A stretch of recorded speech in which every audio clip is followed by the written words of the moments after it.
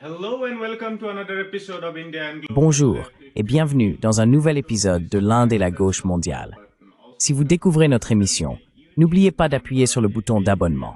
Pensez aussi à devenir membre YouTube, à nous soutenir sur Patreon ou à faire un petit don via le lien dans la description.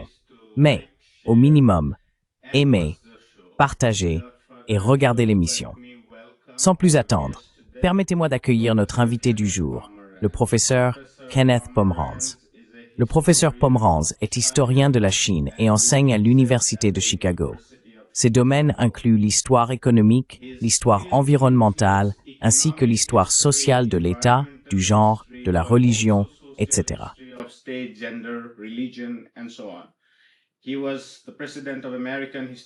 Il a été président de l'American Historical Association par le passé, et ses livres les plus célèbres incluent The Great Divergence, China, Europe, and the Making of the Modern World Economy, ainsi que The Making of a Hinterland, State, Society and Economy in Inland North China, 1853-1937. Professeur Pomeranz, bienvenue en Inde et à la gauche mondiale. Merci beaucoup, je suis très heureux d'être ici. Je voulais m'entretenir avec vous parce que je souhaitais revenir sur votre livre, The Great Divergence, principalement pour deux raisons. Premièrement, avec la nouvelle guerre froide, on parle beaucoup de repenser la relation entre ce qu'on appelle l'Occident et le reste du monde. Deuxièmement, il y a un intérêt croissant pour l'ascension de la Chine.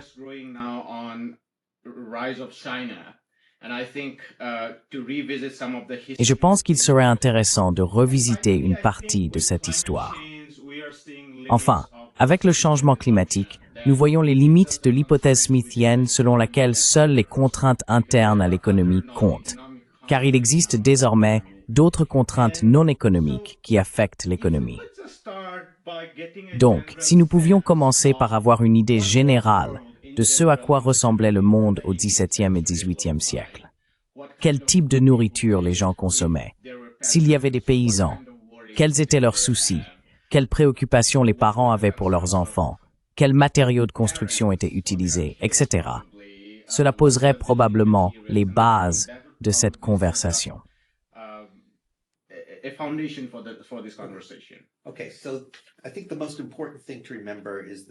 D'accord.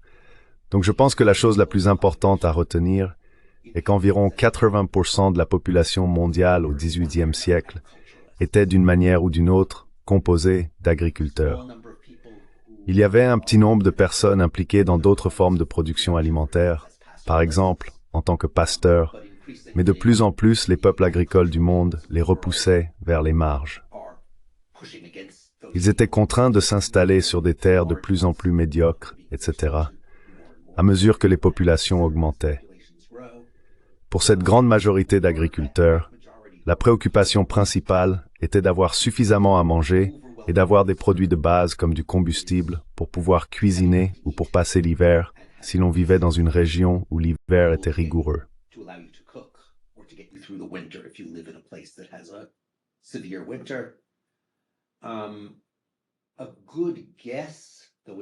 Une bonne estimation, même si ce n'est qu'une supposition, serait qu'environ 75% des dépenses des gens concernaient la nourriture.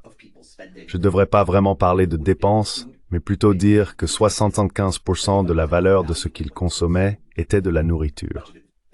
Une grande partie n'était pas achetée, car ils la produisaient eux-mêmes. Et sur cette part, près de 50% correspondaient à des calories de base, des céréales, ou dans certaines régions du monde, des pommes de terre. Bien sûr, il y a une certaine variation.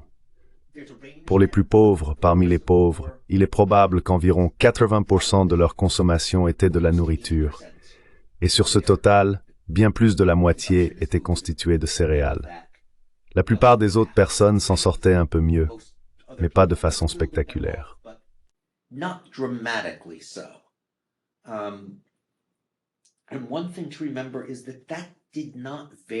il faut se rappeler que cela ne variait pas beaucoup à travers le monde. Ainsi, les régions les plus riches d'Europe, qui étaient essentiellement l'Angleterre et les Pays-Bas, avaient à peu près le même niveau de revenus par habitant que les régions les plus riches d'Asie, c'est-à-dire le delta du Yangtze en Chine, peut-être le Bengale, bien que les données pour le Bengale soient assez douteuses, donc nous n'en sommes pas vraiment sûrs. Bien sûr, au sein de toutes ces régions, il y avait quelques personnes riches qui s'en sortaient très bien, et une classe moyenne émergeait lentement, disposant d'un niveau de consommation raisonnable au-delà des besoins de base. Mais on parle encore de niveaux assez bas. But we're still talking pretty low levels. So we're talking about a little bit more. Donc, nous parlons d'un peu plus de vêtements qu'auparavant, donc de quelques changements de tenue. Nous parlons aussi d'une alimentation plus variée que les seules céréales. En Europe en particulier, cela signifie de la viande d'une part, et du sucre, du thé et du café importés, qui commencent à prendre de l'importance au XVIIe et XVIIIe siècle. En Chine, c'était à peu près similaire, bien qu'avec un peu moins de viande et un peu plus d'autres types de produits. Et dans les régions les plus riches d'Asie du Sud, là encore, ce n'était pas radicalement différent. Et il est crucial de se rappeler qu'au XVIIe et au XVIIIe siècle, pratiquement toute la consommation, d'une manière ou d'une autre, provient de l'interaction récente du soleil, de l'eau et de la terre, n'est-ce pas?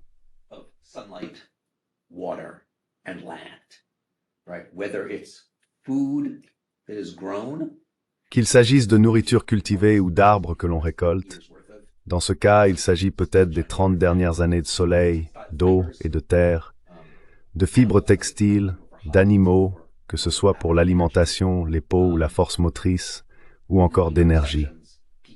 À de rares exceptions près, la consommation des gens provient de la croissance organique relativement récente des plantes, parfois transformées, parfois non. Cela signifie qu'il existe des arbitrages, car chaque hectare qui sert à cultiver du coton, du lin ou une autre fibre textile ne produit pas de nourriture, n'est pas boisé pour fournir du bois d'œuvre, ni ne fournit de combustible pour l'hiver, etc. Et cela constitue un fait fondamental du monde moderne naissant. Cela a des conséquences profondes sur les possibilités de croissance.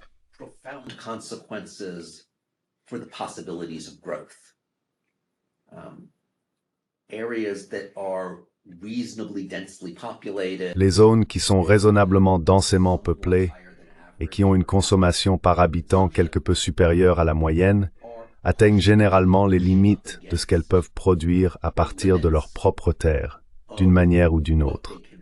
Soit elles manquent de forêts, et donc de bois, soit elles manquent de fibres textiles ou autre chose. Et la façon dont elles contournent ce problème est exactement celle que quelqu'un comme Adam Smith recommanderait.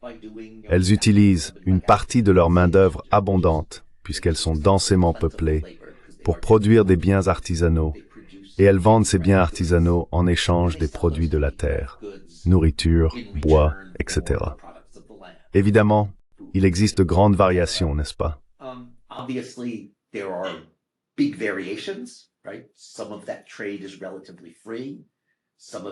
Une partie de ce commerce est relativement libre, une autre est contrainte, une partie est plus efficace qu'ailleurs, etc. Mais c'est là l'essentiel. Et cela est commun à toutes les régions relativement prospères du monde moderne naissant. Encore une fois, il existe des différences mineures, mais elles sont assez faibles à l'échelle globale. De même, il y a de petites différences dans des domaines comme l'espérance de vie, mais elles sont très faibles. Toutes les zones densément peuplées sont confrontées à ce que nous appelons les maladies de foule, comme la rougeole, la variole, etc., qui restent endémiques là où la population humaine est dense et tue principalement les jeunes.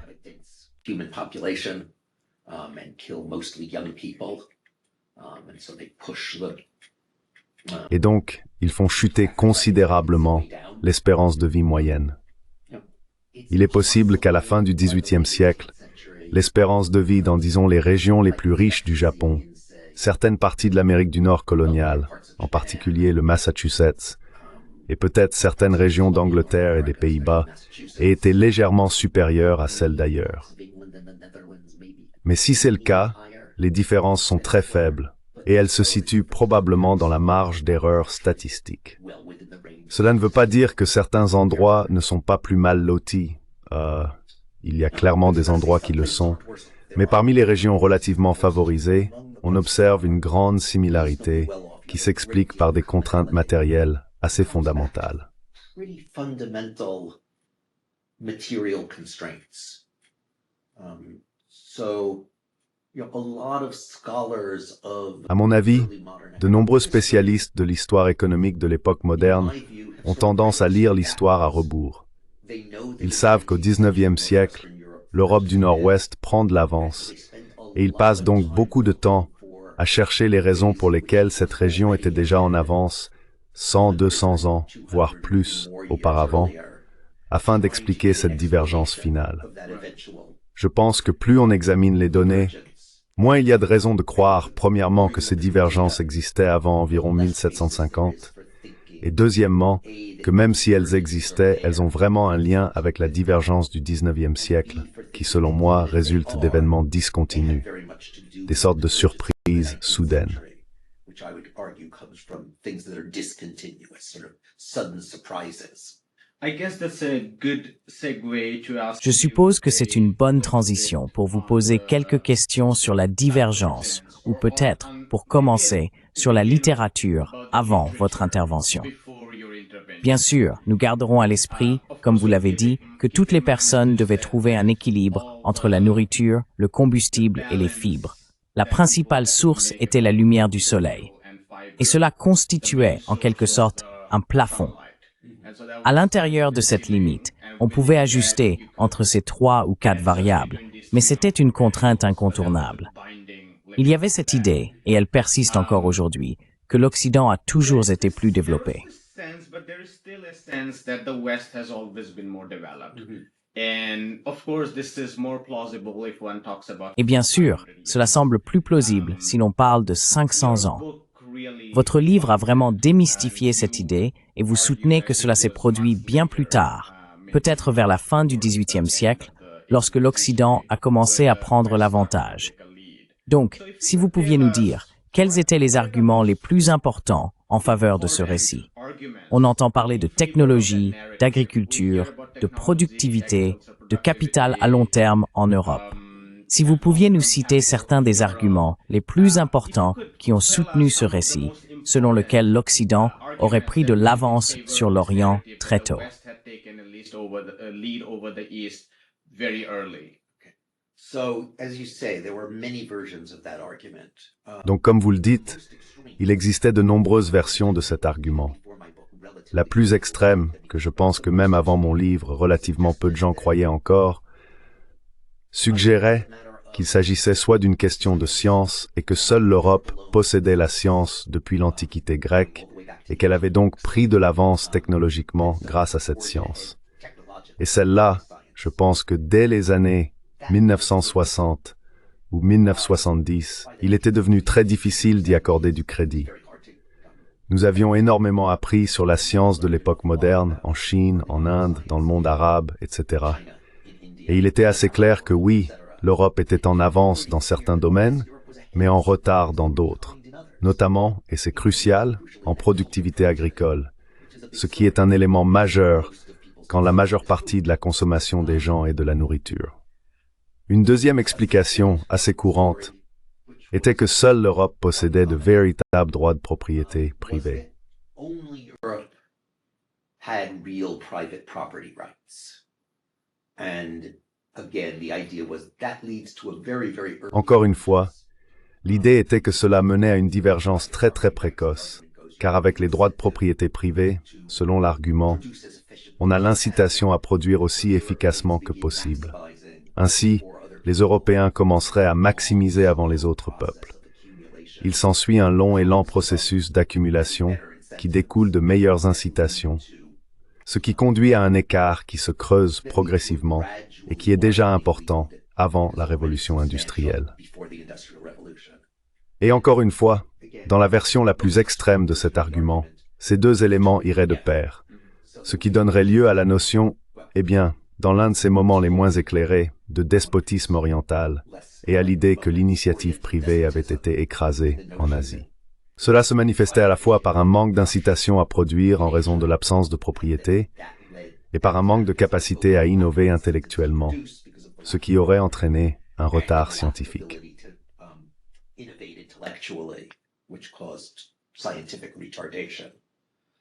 And I mean, there were obviously Et je veux dire, il y a évidemment des versions plus ou moins sophistiquées de ces arguments, mais des variantes de ceux-ci ont continué à circuler et continuent d'ailleurs encore aujourd'hui. And then a third argument, Un troisième argument, quant à lui, ne remontait pas aussi loin dans le temps, mais suggérait que la combinaison de la Renaissance européenne et de la découverte du Nouveau Monde avait provoqué une sorte de rupture fondamentale dans la façon dont les Européens percevaient le monde, car la découverte du Nouveau Monde avait en quelque sorte fait exploser de nombreuses vieilles vérités.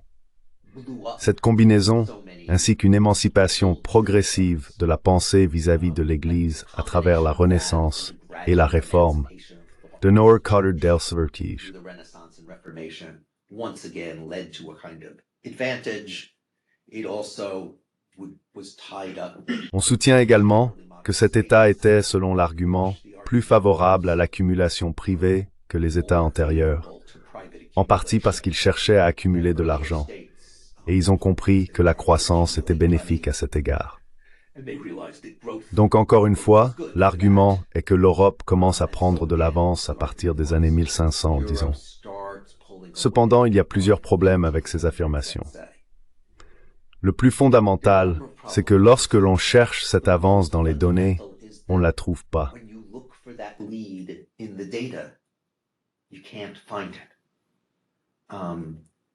So to take the two Pour prendre les deux cas que j'ai soulignés, si l'on regarde la partie la plus riche de l'Europe, qui correspond essentiellement à l'Angleterre et au nord des Pays-Bas, et qu'on la compare à la région la plus prospère d'Asie de l'Est ou de Chine, à savoir le delta du Yangtze, autant que nous puissions en juger, les habitants du delta du Yangtze consomment en moyenne au moins autant de calories par habitant, voire légèrement plus.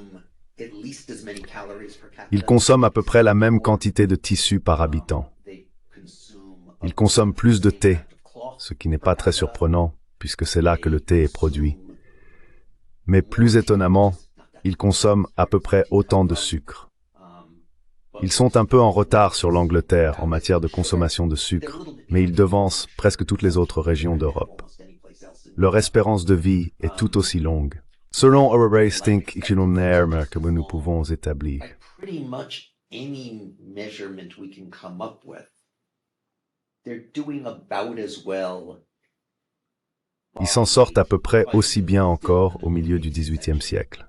And I should say when I first Et je dois dire que lorsque j'ai avancé cet argument pour la première fois, j'ai reçu beaucoup de critiques, notamment de la part de ceux qui travaillaient sur les reconstructions du PIB historique. Ils m'ont dit « Non, non, non, c'est pas vrai. La Chine est déjà très en retard en termes de PIB historique dès les années 1400 ou 1500. » Fait intéressant, si l'on lit aujourd'hui la littérature plus récente, quelqu'un comme Stephen Broadberry, qui est probablement le principal spécialiste du PIB historique pour l'Europe occidentale, affirme désormais que l'Angleterre dépasse le delta du Yangtze au début des années 1700. Donc c'est encore un peu plus tôt que ce que j'aurais dit, mais on est maintenant sur un écart de 50 ans, alors qu'à mes débuts, on parlait d'écart de 200, 300 ans. when I started, people were talking about gaps of 200, 300, even longer. So I think in general. Donc, je pense qu'en général, on s'oriente vers l'acceptation de l'idée d'une certaine comparabilité. Je devrais préciser qu'en plus des preuves statistiques, il existe des éléments comme les récits de voyage des visiteurs européens en Asie de l'Est et dans une certaine mesure en Asie du Sud au XVIIe et XVIIIe siècle, qui dans l'ensemble ne considèrent pas les populations locales comme pauvres. En fait, ils insistent très souvent sur leur niveau de vie élevé, là encore, surtout sur la côte chinoise, mais aussi dans d'autres régions.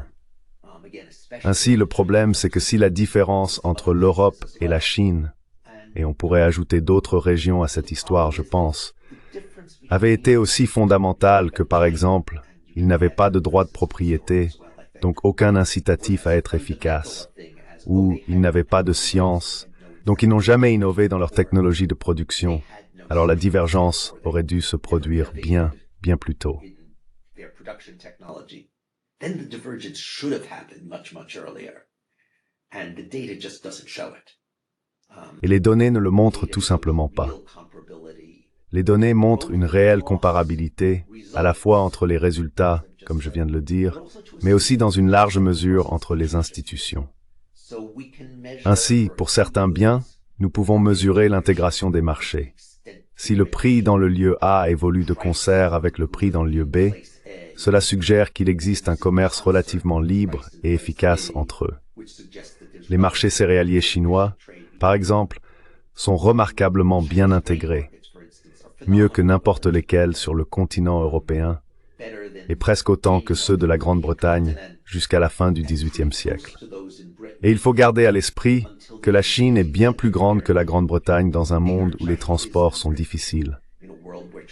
On s'attendrait donc à des écarts de prix bien plus importants en Chine.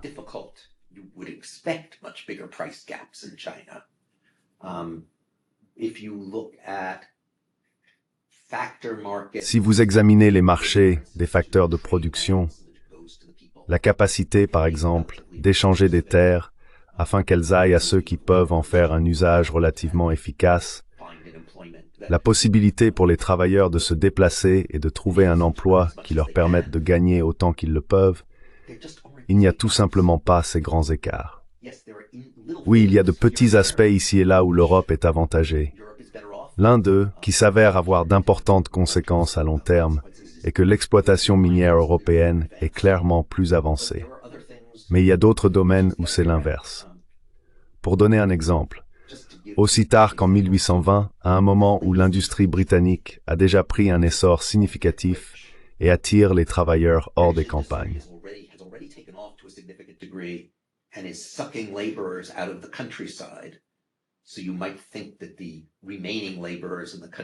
Vous pourriez donc penser que les ouvriers restant à la campagne seraient aussi productifs que possible, car s'il y avait un excédent de main-d'œuvre, il a disparu. Même à ce stade, si l'on considère une ferme anglaise moyenne et une ferme moyenne du delta du Yangtze, et ce n'est pas tant mon travail que celui d'un certain Bob Allen à Oxford et de Li Bojong, qui était alors à l'Université des sciences et technologies de Hong Kong, la productivité du travail par jour dans ces fermes du delta du Yangtze atteint environ 94% du niveau du Royaume-Uni, ou plus précisément de l'Angleterre. La différence est donc assez faible, tandis que la différence de productivité des terres est d'environ 700% en faveur de la Chine.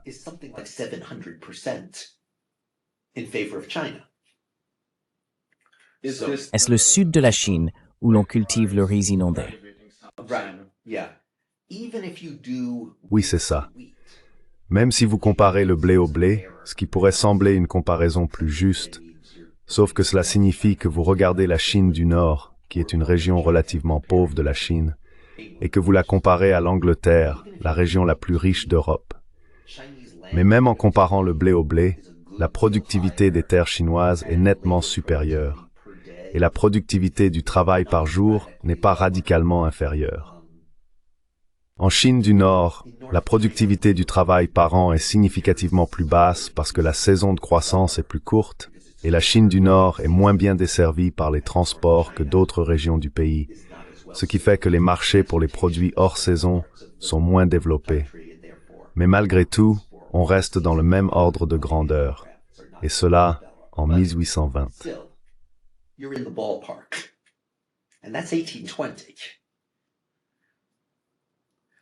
Si vous pouviez en dire un peu plus, juste pour poursuivre sur ce fil de la technologie, concernant les technologies économisant la main-d'œuvre ou la terre, ou plus précisément, les technologies économisant la main-d'œuvre. On a beaucoup parlé de la révolution agraire anglaise. Une partie était bien sûr une révolution sociale, libérant de la main-d'œuvre grâce à la restructuration des relations de propriété. Mais il a aussi beaucoup été question de la technologie. Qu'avez-vous découvert à propos de ces affirmations sur une productivité agraire spectaculaire?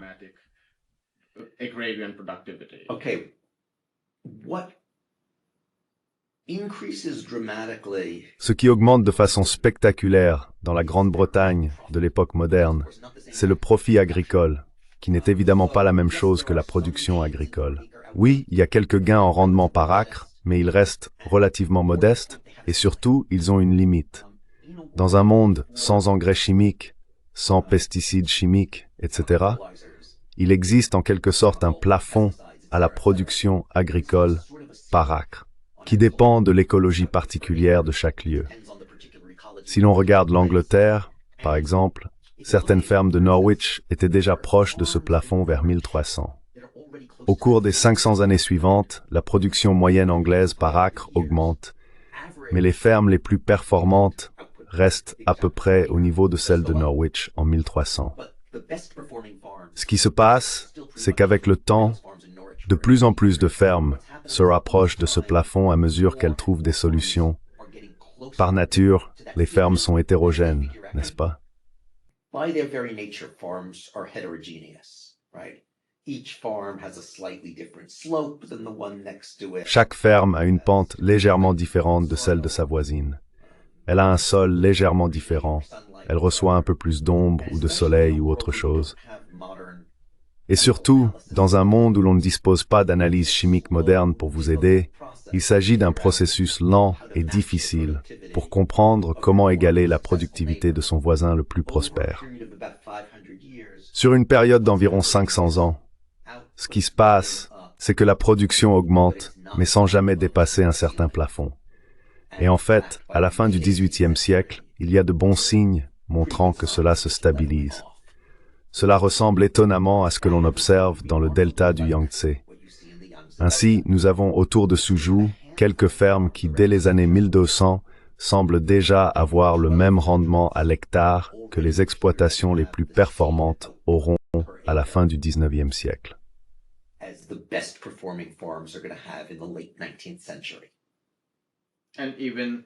Et même la main-d'œuvre employée par acre était également comparable. Peut-être un peu plus de main-d'œuvre pour une parcelle de terre unique, si je ne me trompe pas. Yes, I mean I'll get to that in a minute. And what's happening is that Oui, gradually je veux dire, j'y reviendrai dans un instant. Ce qui se passe, c'est que progressivement, au fil du temps, de plus en plus de la région du delta du Yangtze atteint le niveau de ces fermes de Suzhou qui étaient déjà si prospères 500 ou 600 ans plus tôt, mais elles ne le dépassent pas vraiment. Donc c'est une histoire assez similaire et c'est l'histoire d'un monde en quelque sorte organique. Maintenant, dans ce contexte, ce qui se passe au XVIIIe siècle, enfin, au XVIIe et au XVIIIe siècle en réalité, c'est que l'agriculture anglaise devient plus performante pour atteindre ses rendements maximum avec moins de main-d'œuvre, ce qui signifie bien sûr plus de profit pour le propriétaire des terres. which of course then means more profit for the owner of the land. And so there is an Il y a donc une révolution agraire qui est en grande partie une révolution redistributive. Je ne veux pas nier qu'il y ait eu certains gains de productivité, bien qu'il se situe principalement dans la première phase de cette révolution agraire au XVIIe siècle. La fin du XVIIIe siècle semble être presque totalement redistributive. Or, cette redistribution a des conséquences pour l'émergence du capitalisme anglais, n'est-ce pas? Elle place un important surplus entre les mains de certaines personnes. Cependant, cela ne vous aide que si vous pouvez obtenir des produits agricoles supplémentaires d'ailleurs, n'est-ce pas? Si vous disposez d'une main-d'œuvre plus nombreuse que vous pouvez employer ailleurs. C'est très bien, mais il faut tout de même nourrir cette main-d'œuvre.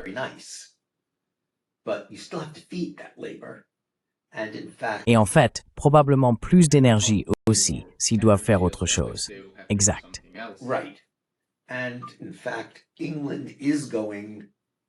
Et en fait, l'Angleterre passe, à la fin du XVIIIe siècle, du statut d'exportateur net de denrées alimentaires à celui d'importateur net. Mais ce qui est encore plus important, c'est que, comme nous le savons, la grande poussée de la production concerne les textiles. Et il faut bien que les fibres textiles viennent de quelque part. Il se trouve qu'elles proviennent principalement des Amériques, sous forme de coton. Et si vous faites un petit calcul et que vous vous demandez quelle quantité de coton l'Angleterre transforme en textile, même en 1830, ce qui reste relativement tôt dans la révolution industrielle, vous ne pouvez pas cultiver de coton en Grande-Bretagne. Ask you, and you can't grow cotton in Britain. You can't grow it in most of Europe, in fact. Tropical. On ne peut pas le cultiver dans la plupart de l'Europe, en fait. C'est tropical, enfin pas tout à fait tropical, mais il faut beaucoup de chaleur et beaucoup d'eau. De plus, la plupart des terres en Europe sont déjà utilisées. Et on se demande alors, eh bien, où ailleurs? Combien d'hectares aurait-il fallu, par exemple, pour fournir assez de laine pour remplacer cela? Il s'avère que la superficie nécessaire se situerait entre 1 et 2 fois la totalité des terres agricoles et pastorales de l'ensemble des îles britanniques. Il aurait donc fallu 2 autres Grande-Bretagne, rien que pour obtenir la fibre textile nécessaire, ou la laine. The textile fiber you needed. Right. Similarly, D'accord. De la même manière, la Grande-Bretagne, en partie à cause de son agriculture relativement étendue, le fait qu'il y ait beaucoup de terres cultivées par habitant, ce qui revient à dire qu'il y a relativement peu de main-d'œuvre par hectare, l'Angleterre est l'un des endroits les plus sévèrement déboisés d'Europe. Et ce, dès l'époque de Shakespeare, en réalité. C'est l'une des raisons pour lesquelles les gens se plaignaient de la combustion du charbon. Oui, alors posez-vous la question, comment il s'agit ici de l'utilisation domestique du charbon, c'est-à-dire pour les ménages, n'est-ce pas? Plus tard, il sera aussi utilisé pour l'industrie, mais le premier usage concerne les foyers. Donc faites un exercice similaire, et dans ce cas, Anthony Wrigley l'a fait avant moi. Il a dit que cela revenait à, encore une fois, si vous prenez les dates de, je crois qu'il a utilisé 1800 et 1815, plutôt que 1800 et 1830. Mais il faudrait que je vérifie.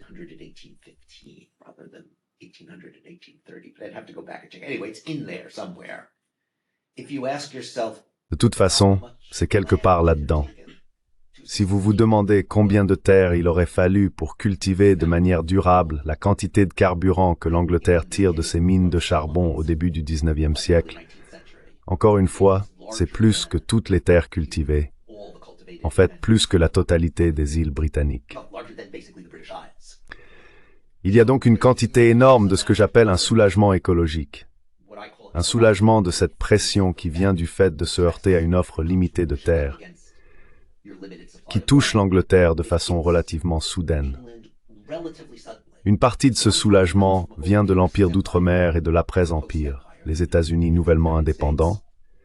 Une autre partie vient du sous-sol, des propres mines de charbon de l'Angleterre. L'essor du charbon est en partie une question d'innovation technologique, mais c'est aussi, comme je pourrais l'expliquer, en partie une question de simple chance, là où se trouve le charbon.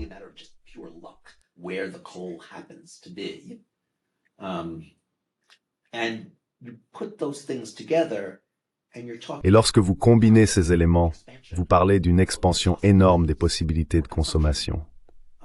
Elles éclipsent complètement tout avantage, même très très léger, que l'Angleterre aurait pu avoir grâce à une plus grande efficacité dans tel ou tel secteur. C'est tout simplement d'un ordre de grandeur supérieur. Et cela survient à un moment où la croissance se heurtait à ses contraintes écologiques. Il a fallu à la fois des ressources d'outre-mer auxquelles l'Angleterre avait particulièrement accès en raison de son histoire impériale, et le passage aux combustibles fossiles pour créer une sorte de divergence soudaine et massive. Et c'est vraiment l'histoire des années, disons, à peu près de 1770 à 1830. On ne constate pas beaucoup de divergences avant cela, mais on en voit énormément à la fin de cette période.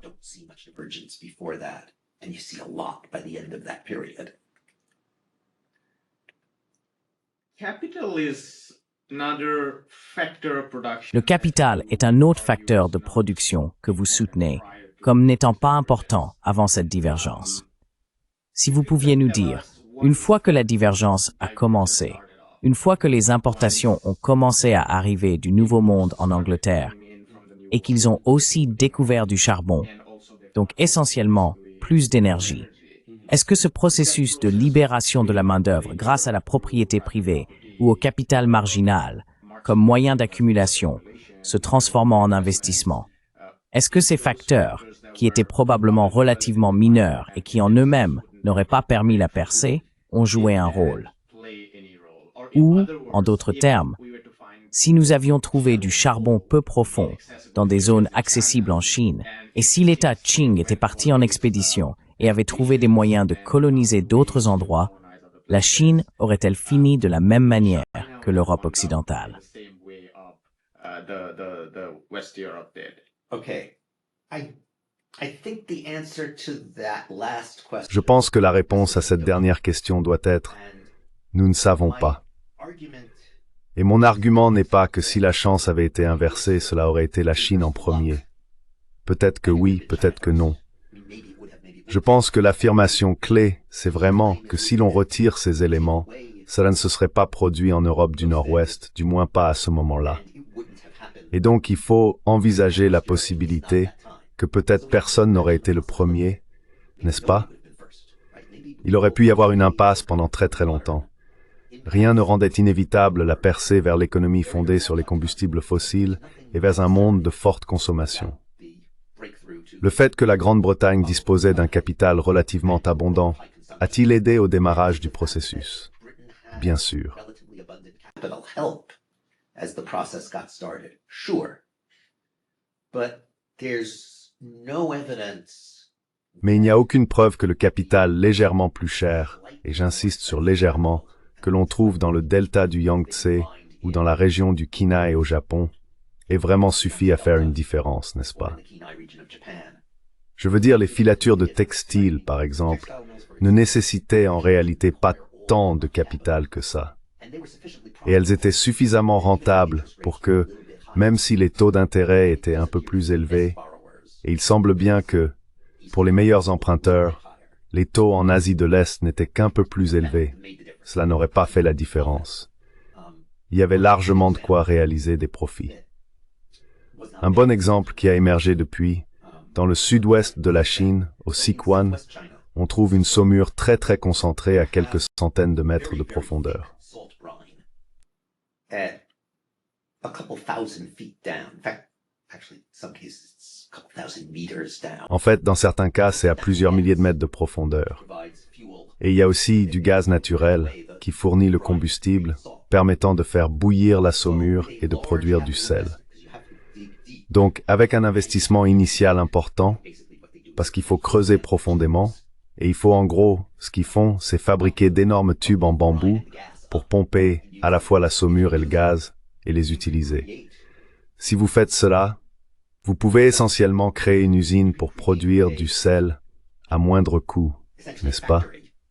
Donc d'une certaine manière, c'est une industrie typiquement fordiste avant Ford, des coûts de démarrage très élevés, mais si vous pouvez les assumer, vous avez ensuite des coûts variables très faibles, et vous pouvez très bien vous en sortir. Les marchands apprennent aussi à faire cela au XIXe siècle. The merchants also go and figure out how to do this in the 19th century. And they, some of these... Et certains de ces puits prennent 10 ans ou plus à forer. Certains des tubes par lesquels ils transportent le gaz et la saumure s'étendent sur des dizaines de kilomètres. C'est un investissement considérable. Et le Sichuan est une région beaucoup plus pauvre du pays que le delta du Yangtze.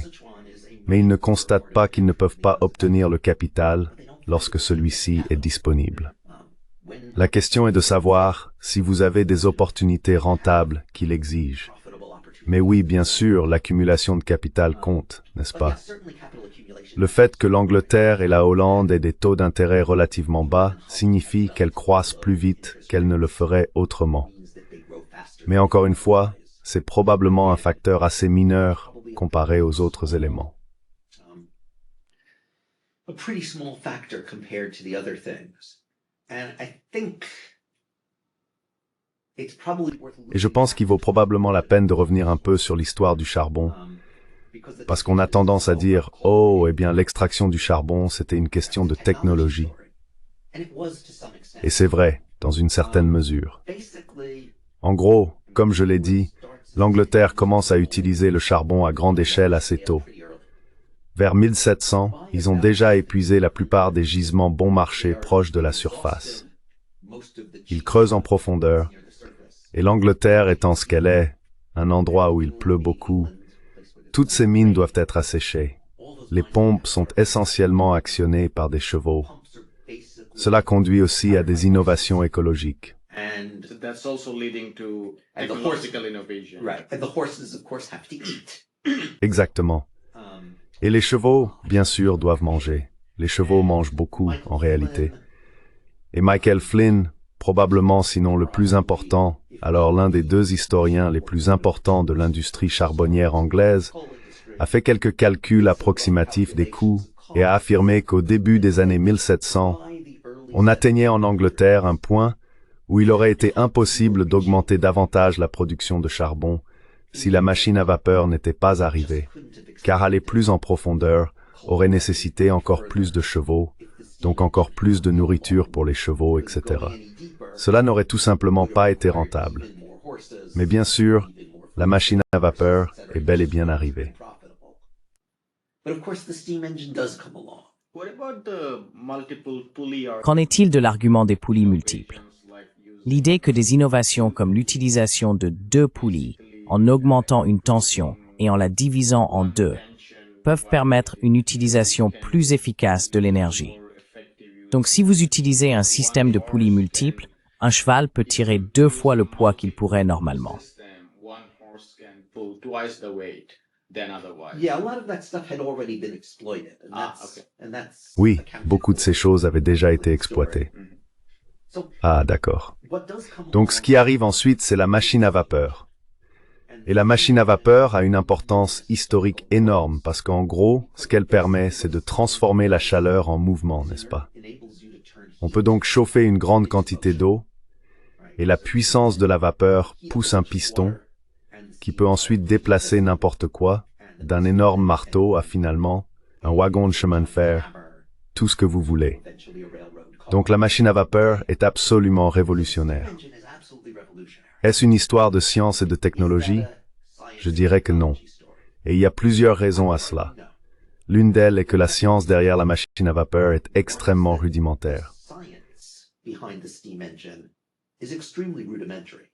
Basically, all you really need to know is that a column of air. En gros, tout ce que vous devez vraiment savoir, c'est qu'une colonne d'air a un poids, qu'il existe une chose appelée pression atmosphérique. For a long time, Et beaucoup de gens, dans différentes parties du monde, le savaient depuis longtemps. they used it. En fait, les Romains avaient une sorte de machine à vapeur rudimentaire. It was very impressive. Ils l'utilisaient pour ouvrir magiquement les portes des temples. C'était très impressionnant. Sense to use it. Mais ils ne l'utilisaient pas pour la production, car ça n'avait pas vraiment de sens de l'utiliser à cette fin. Messed around with little Les Chinois avaient expérimenté de petits bateaux-jouets à vapeur et d'autres objets similaires. Ils avaient l'idée de base, mais ils n'ont pas cherché à la développer, pas plus que d'autres peuples. nor did various other people. Ce qui est radicalement différent en Angleterre, c'est essentiellement une combinaison de localisation et de prix des facteurs. Basically, it's a combination of location and factor prices. So England not only has a lot of coal, it has a lot Ainsi, of coal l'Angleterre ne possède pas seulement beaucoup de charbon, elle a aussi beaucoup de charbon situé juste à côté de rivières navigables.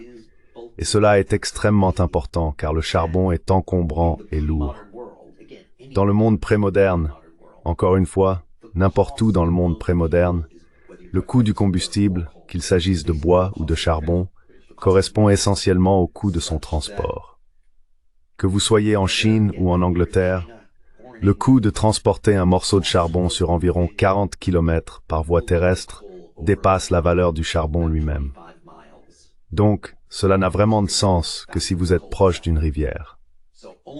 La première machine à vapeur arrive et elle peut faire cette chose incroyable. early steam engine comes along and it can do this cool thing. It can turn heat into Elle peut transformer la chaleur en mouvement, mais elle est incroyablement inefficace.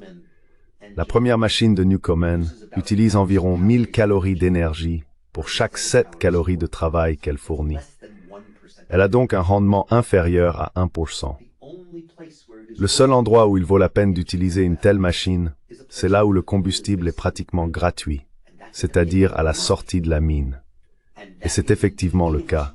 Même après être passé de la machine de Newcomen à celle de Watt, qui est plus efficace, son rendement n'est encore que de 2 ou 3%. On brûle donc toujours disons 1000 calories pour en obtenir 30 environ. Encore en 1800, 80% de toutes les machines de Watt dans le monde se trouvent à l'entrée des mines. Mais une fois que la machine existe et qu'elle a une utilité commerciale, il devient intéressant de la perfectionner pour voir si, peut-être, on peut la rendre un peu plus efficace. Peut-être peut-on aussi résoudre certains de ces autres problèmes comme sa tendance à exploser. Et avec le temps, les gens l'améliorent petit à petit. Elle devient de plus en plus performante. Et au début du 19e siècle, on a quelque chose qu'on peut mettre sur des roues et appeler un chemin de fer. On peut la mettre sur un bateau, on peut l'installer dans une usine pour actionner un gros marteau, etc., etc. Une fois que la machine à vapeur a été apprivoisée, en quelque sorte, grâce à une série de micro-inventions qui améliorent la macro-invention d'origine, elle devient une machine qui transforme le monde. It becomes a machine that transforms the world. But you're not going to get to that point unless you had a good... Mais vous n'allez pas en arriver là à moins d'avoir une bonne raison de commencer à l'utiliser dès le départ. Et cela se produit en Angleterre, encore une fois, parce que le charbon se trouve à un endroit très pratique et parce que le coût de l'énergie musculaire est élevé. Le grain est cher en Angleterre et par conséquent, l'énergie musculaire, qu'il s'agisse de muscles humains ou animaux, est également relativement coûteuse. La possibilité de remplacer cette énergie musculaire par de la chaleur est attrayante d'une manière qui ne l'est pas vraiment dans la plupart du monde, ce qui explique en partie pourquoi la machine à vapeur met en réalité beaucoup de temps à se diffuser, même en Europe continentale.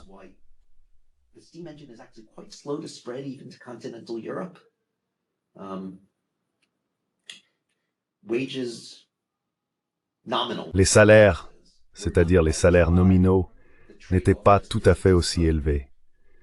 Le compromis n'est tout simplement pas aussi avantageux. Pour vous donner un exemple de la différence que cela peut représenter, en 1704, un navire de la Compagnie anglaise des Indes orientales a passé quelques mois à quai à Canton, sur la côte sud de la Chine. Ce n'était pas la région la plus riche de Chine, mais probablement la deuxième plus riche. À bord de ce navire se trouvait un homme nommé James Lockyer, le genre de personne que les historiens adorent parce qu'il notait de façon obsessionnelle tout ce qu'il achetait et le prix de chaque chose. Donc s'il se faisait couper les cheveux, s'il achetait un œuf, tout y passait.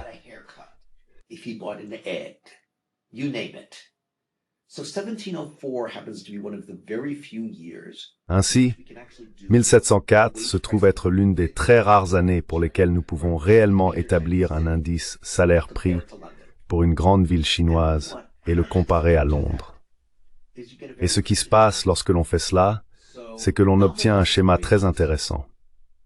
Les salaires nominaux à Londres, c'est-à-dire les salaires nominaux mesurés en argent, sont plus de 4 fois supérieurs à ceux de Canton. Cependant, le coût des calories, la composante la plus importante du coût de la vie, est également plus élevé, 5 fois plus élevé qu'à Canton. Et si l'on analyse tous les chiffres, les salaires réels sont comparables. Ce n'est donc pas que la Chine disposait d'une main-d'œuvre bon marché dans le sens où les travailleurs y étaient nécessairement moins bien lotis. Mais comme je l'ai dit, presque tout est beaucoup plus cher à Londres qu'à Canton.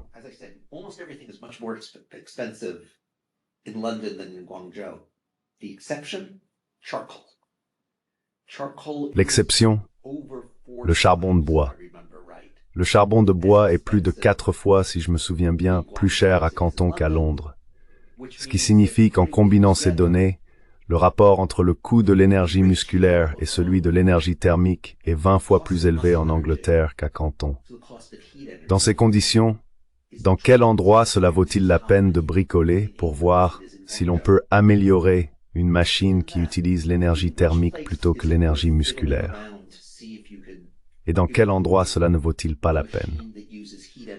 Et cela, je dirais, est une différence bien plus importante qui aide à expliquer pourquoi la révolution des combustibles fossiles a eu lieu en Angleterre, alors qu'en Chine, qui dispose de beaucoup de charbon, mais dont la majeure partie se trouve dans des régions enclavées, assez éloignées de ces zones les plus riches, elle n'a pas eu lieu.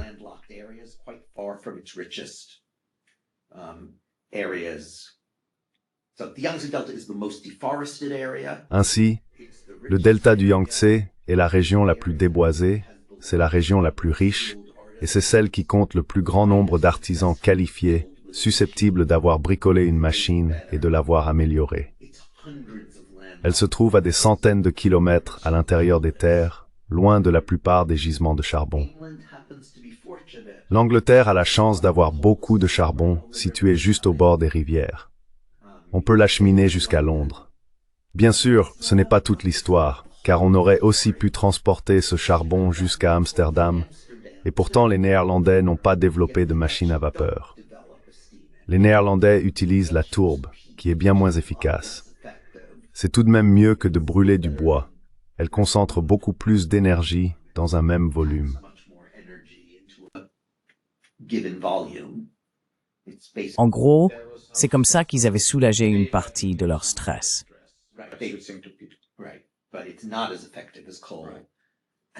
D'accord. Mais ce n'est pas aussi efficace que le charbon. Et vous savez, je ne pense pas qu'on n'aurait jamais pu avoir une machine à vapeur alimentée par de la tourbe. Cela aurait été bien plus difficile, car il n'y a tout simplement pas autant d'énergie par volume. Donc je ne dis pas que les prix des facteurs expliquent tout, mais ils représentent une grande partie de l'histoire, et ils favorisent l'adoption de machines économes en main-d'œuvre. Pardon, économes en travail, en Europe du Nord-Ouest plus qu'ailleurs. Et le principal exemple, c'est vraiment la machine à vapeur, n'est-ce pas? Si on enlève cela, il n'y a tout simplement pas de grande divergence. Une production textile efficace, c'est très bien, mais cela ne suffira pas à elle seule à surmonter cette contrainte foncière.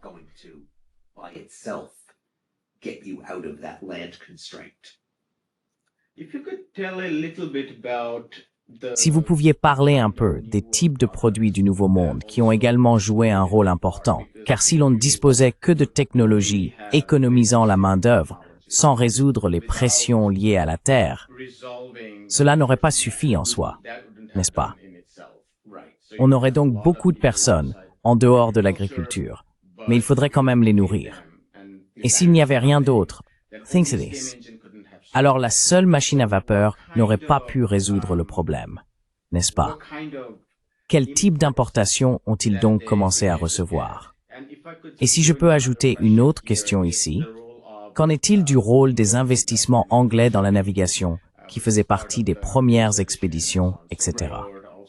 De plus, certains relient cela à l'histoire du capital à long terme, de l'assurance, de la propriété privée, et ainsi de suite. Quel rôle l'investissement dans la navigation elle-même a-t-il joué dans cette histoire de soulagement du stress écologique?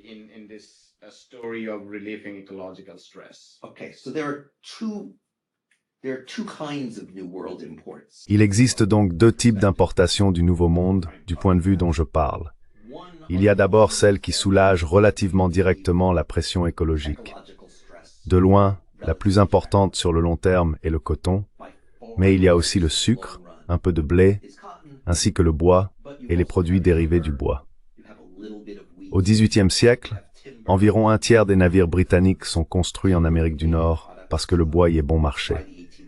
Donc, des grumes arrivent, oui, des grumes arrivent, mais encore plus, des navires entiers arrivent. Il y a aussi ce qu'on appelle les stores navals, des produits comme le goudron et la térébenthine, qui sont essentiellement obtenus en faisant bouillir des matières pendant très très longtemps, donc ce sont aussi en quelque sorte des réserves de combustible, qui viennent également des Amériques. Mais d'un point de vue écologique, jusqu'au milieu du XIXe siècle, la plus grande histoire, c'est le coton, le sucre probablement en deuxième, et le bois et les produits dérivés du bois.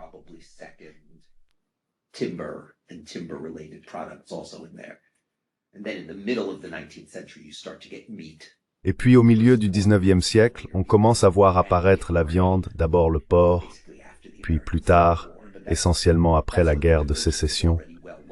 Mais à ce moment-là, la divergence est déjà bien engagée. Mais il y a aussi d'autres produits et d'autres échanges qui n'apportent pas un soulagement écologique à proprement parler, mais qui contribuent à la construction du pouvoir. Et cela concerne les métaux précieux. Les métaux précieux, bien sûr, ne sont pas des choses que l'on peut manger, mais on peut les prendre et les échanger avec d'autres parties du monde. On peut aussi les utiliser pour payer des gens afin de construire des forts à Jakarta ou ailleurs. On peut les utiliser pour asseoir son pouvoir. On peut, dans le cas du Bengale, s'en servir pour acheter la loyauté des détenteurs de pouvoir locaux et aider la Compagnie des Indes orientales à devenir politiquement puissante. S'agit-il principalement d'argent dont nous parlons? Je veux dire, l'argent est le plus important.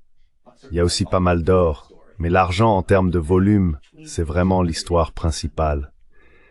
Et entre 1500 et 1800, peut-être même jusqu'en 1850, je n'en suis pas certain, plus de 80% de tout l'argent et l'or extrait dans le monde entier provenaient des Amériques.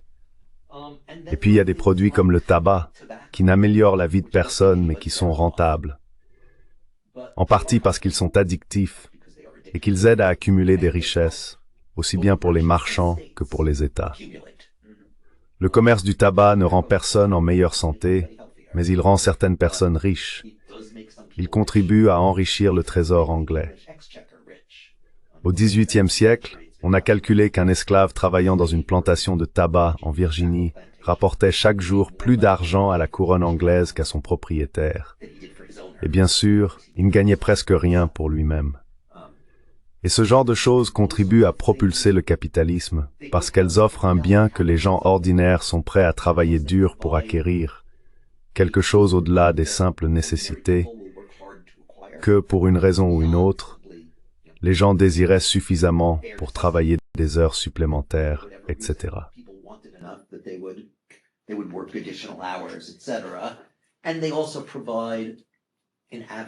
Et ils offrent également une voie à la fois pour l'accumulation marchande et l'accumulation étatique, n'est-ce pas?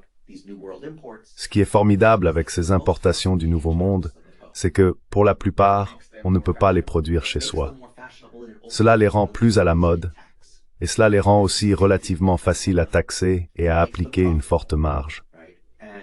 Cela les rend rentables, n'est-ce pas? Et une symbiose se développe entre les marchands privilégiés, surtout ceux des compagnies à charte, mais aussi d'autres, et l'État. Oui, l'État et en particulier la Royal Navy. La puissance de la Royal Navy est tout simplement d'une importance extraordinaire, tant pour la capacité de l'Angleterre à projeter sa puissance et à étendre son empire, que pour sa capacité à continuer de tirer profit du commerce, même après la disparition de l'empire formel.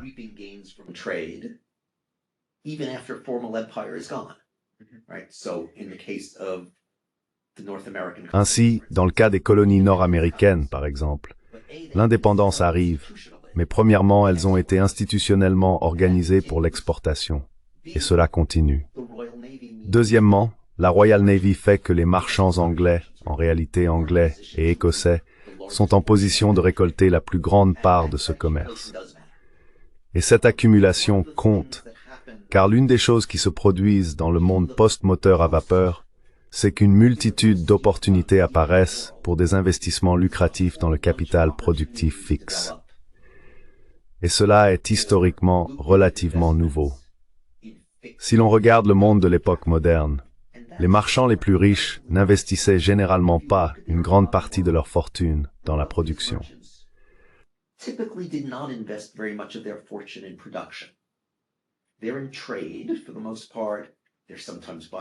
Ils sont pour la plupart dans le commerce. Ils achètent parfois des terres, mais ce n'est pas très rentable, même si vous en aviez les moyens, d'acheter 1 millier de métiers à tisser. Il est bien plus rentable d'être le marchand qui collecte les produits de ces 1000 métiers à tisser et les vend ensuite à des kilomètres de là. Donc c'est le mercantile contre l'industriel. Exactement, exactement. Et c'est, je veux dire, si vous regardez par exemple les premières sociétés en Angleterre et en Hollande, les sociétés sont une innovation importante qui permet d'accumuler de grandes quantités de capital, et parce qu'elles séparent la propriété du contrôle, elles obligent les investisseurs à attendre leur retour sur investissement. Ce sont des éléments vraiment importants que nous connaissons dans le monde moderne.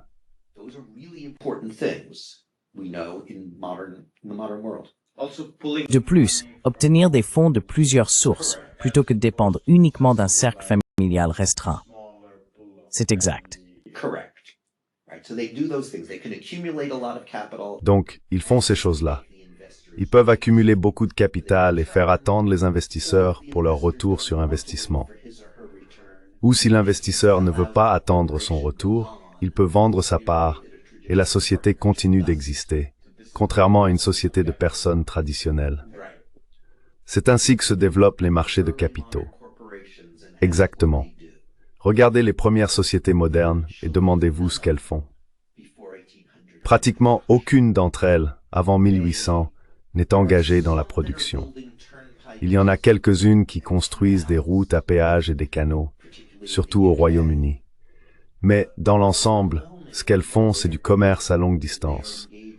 Et ce commerce à longue distance est généralement lié à la violence.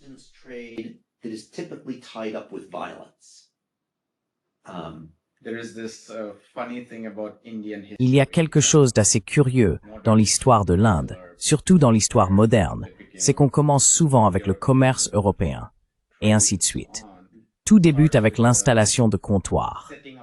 Et ces comptoirs, ce sont ceux que vous décrivez. À Surat et dans de nombreux endroits le long de la côte indienne, il s'agissait principalement d'entrepôts et ils disposaient d'une force armée. Exactement.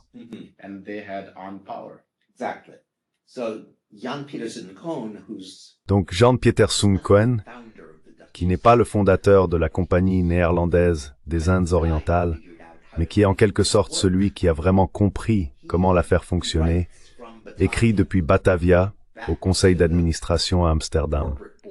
Il dit, écoutez, je peux gagner une certaine somme d'argent simplement en faisant du commerce d'un côté à l'autre, ou en agissant comme un pirate et en prenant des marchandises sur les bateaux des autres. Je peux gagner un peu d'argent comme ça. Mais si vous voulez vraiment gagner beaucoup d'argent, il faut être un peu patient. Vous devez me donner de l'argent pour construire un fort ici, pour établir une colonie, etc., etc. Et avec un peu de pouvoir coercitif et d'infrastructure, je pourrais alors dominer le commerce.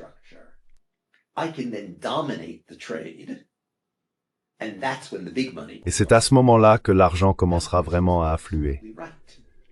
Et bien sûr, il avait absolument raison. Destruction totale du libre-échange dans l'océan Indien. Exact. Et c'est pareil, enfin, les mécanismes sont un peu différents. Mais si l'on regarde l'établissement de la plupart des colonies américaines, enfin, je veux dire, celles d'Amérique latine sont principalement fondées par la couronne. Beaucoup de celles d'Amérique du Nord sont créées par des compagnies à charte.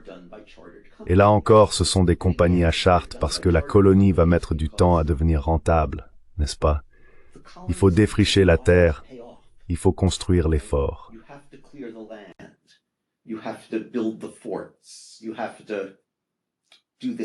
Vous devez faire ceci, cela et encore autre chose. Dans de nombreux cas, il faut du temps pour trouver une ressource exploitable. Souvent, la première génération de colons n'est pas très compétente dans ce qu'elle fait et elle disparaît. Cela prend du temps. Et cela prend du temps en partie parce que cela nécessite de la coercition. Mais avec le temps, cela finit par rapporter, bien sûr, énormément. Et si l'on regarde ces sociétés européennes, ce n'est vraiment qu'au XIXe siècle, essentiellement avec l'arrivée des chemins de fer, que l'on voit apparaître une entreprise productive qui exige un capital patient à une échelle telle que la société devient une forme nécessaire.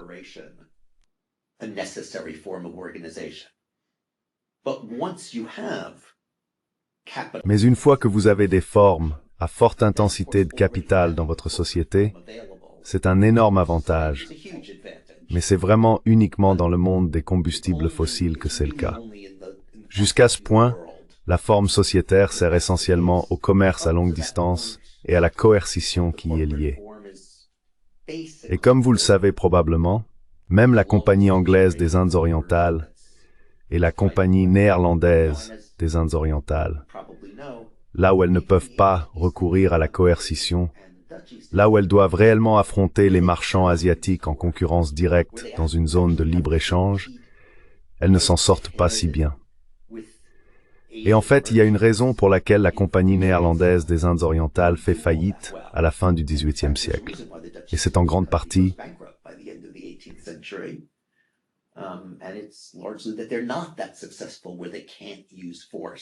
La Compagnie anglaise des Indes orientales faisait également faillite à plusieurs reprises. Oui, c'est pour cela que les actes de charte ont été instaurés afin de les rendre plus responsables. Exactement. ils ont dû être renfloués encore et encore. Et sans surprise, la couronne et le Parlement ont pris de plus en plus de pouvoir au fil de ces renflouements.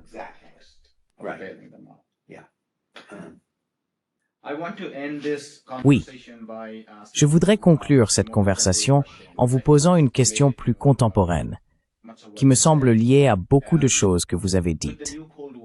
Avec la nouvelle guerre froide qui s'intensifie entre les États-Unis et la Chine, on assiste à un renouveau d'une forme de nationalisme très grossière et laide, principalement aux États-Unis, mais on en voit aussi des versions caricaturales un peu partout dans le monde.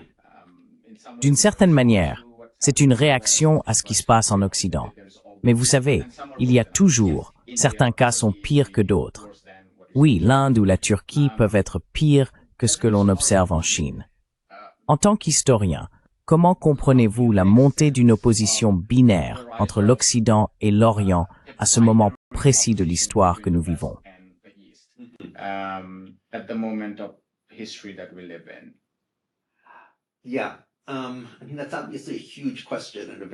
Oui. Je veux dire, c'est évidemment une question énorme et très complexe. Mais je pense qu'il est important de se rappeler que beaucoup d'idées que nous aimerions croire disparues à notre époque éclairée n'ont jamais vraiment disparu, n'est-ce pas? Par exemple, l'idée que les peuples d'Asie de l'Est étaient simplement habitués à vivre sous le despotisme, qu'ils ne se souciaient pas de l'individualité, de la créativité, etc., etc. Qu'ils étaient parfaitement heureux d'être des instruments d'un État centralisé puissant, tant qu'ils pouvaient manger. Ce qui est en gros le mythe du despotisme oriental. Nous aimerions croire que ce mythe a disparu, mais à un certain niveau, il n'a jamais vraiment cessé d'exister. Et de la même manière, l'idée qui l'accompagne, selon laquelle les peuples non occidentaux seraient en quelque sorte moins créatifs, et qu'ils pourraient donc être doués pour imiter notre technologie, ce qui dans la vision de Trump devient voler notre technologie.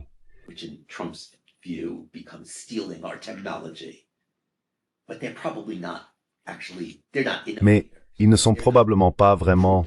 Ce ne sont pas des innovateurs, n'est-ce pas? Ils ne sont pas productifs dans ce sens-là. Ils sont imitateurs, et ils sont prêts à travailler pour très peu, parce qu'ils ont cette longue habitude de tolérer de vivre sous le despotisme. Encore une fois, ces idées, elles ont peut-être été battues en brèche dans le monde académique, et peut-être même pas complètement là-bas, mais elles continuent certainement de circuler dans la culture populaire, et elles sont là, disponibles pour que des démagogues les réactivent au moindre moment de tension. Et bien sûr, c'est un moment de tension pour toutes sortes de raisons, n'est-ce pas? Que ce soit parce que les salaires réels sont restés stagnants pour une grande partie de la population, non seulement aux États-Unis, mais aussi en Europe occidentale, au Japon, en Corée du Sud, à Taïwan, depuis un bon moment.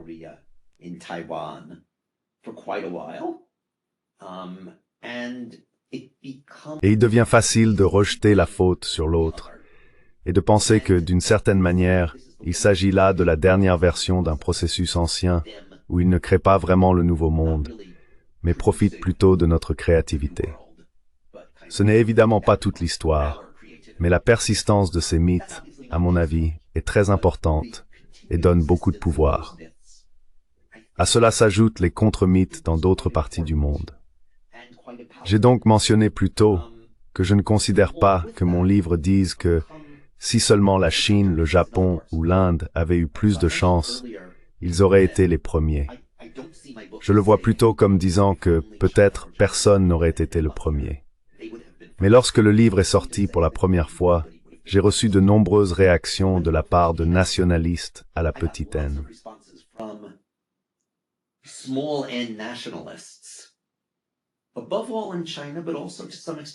Avant tout en Chine, mais aussi dans une certaine mesure au Japon et en Inde, Les gens disaient, Dieu merci, vous avez prouvé ce que nous avons toujours pensé, à savoir que nous étions tout aussi bons que les Occidentaux, mais que nous n'avons pas exploité les peuples d'outre-mer comme l'ont fait les Européens, et que par conséquent, nous n'avons pas bénéficié de cet avantage écologique.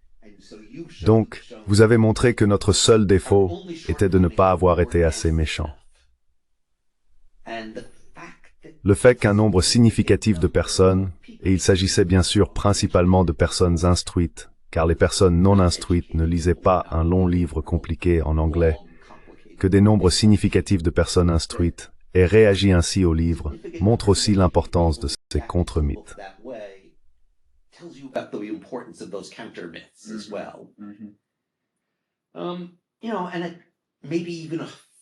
Vous savez, et à un niveau peut-être encore plus profond, on pourrait dire que ce qui sous-tend à la fois le mythe et le contre-mythe, c'est l'hypothèse que le progrès matériel est normal, n'est-ce pas?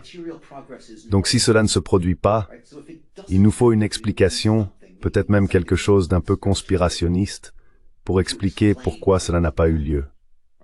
N'est-ce pas? Pourquoi nos salaires réels stagnent-ils? Eh bien parce que ces personnes, jaunes, brunes et peut-être noires, nous sapent d'une manière ou d'une autre. Pourquoi n'avons-nous pas eu de révolution industrielle? Eh bien parce que ces types blancs étaient plus féroces dans l'exploitation, plus féroces et plus chanceux, et ont pu exploiter les gens d'une manière que nous n'avons pas pu. Et vous savez, encore une fois, je simplifie à l'extrême, mais je pense que l'attente selon laquelle le progrès est normal est en partie une conséquence du fait que, depuis 2 siècles, le progrès matériel est en quelque sorte devenu la norme.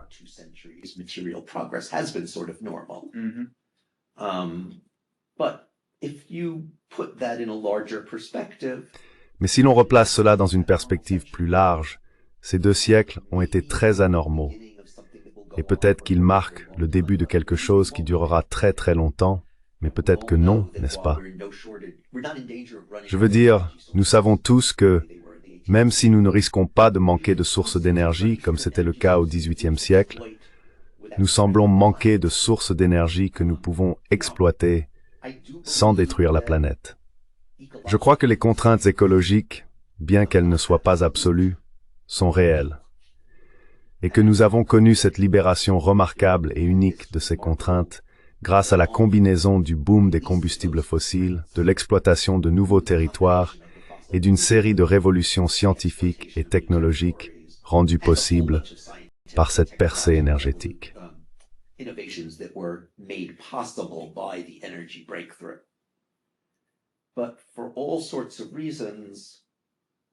Mais pour toutes sortes de raisons, ce n'est pas ce que nous observons actuellement. Et je pense que le fait que tant de personnes en soient venues à considérer le progrès matériel continu comme quelque chose de normal et comme un droit fait que lorsque cela leur est refusé, soit à cause de problèmes environnementaux, soit à cause de la mauvaise gestion de leurs élites, soit pour une autre combinaison de facteurs. Bien sûr, c'est très complexe et cela varie selon les pays. Il y a cette tendance naturelle à dire « on nous vole ».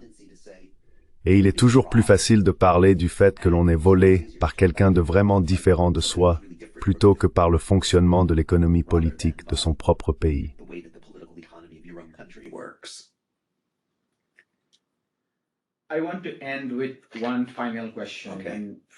Je voudrais terminer avec une dernière question, et n'hésitez pas à répondre aussi brièvement ou en détail que vous le souhaitez. En tant qu'historien, comment voyez-vous le rôle des historiens professionnels à notre époque? Par là, j'entends que lorsqu'il s'agit d'histoire, notre perception non seulement du passé, mais aussi de ceux que nous considérons comme les autres, est fortement influencée d'une part par les médias. Ainsi, le New York Times continue de publier des articles extrêmement influents, affirmant que la Chine est au bord de l'effondrement économique. Très récemment, par exemple.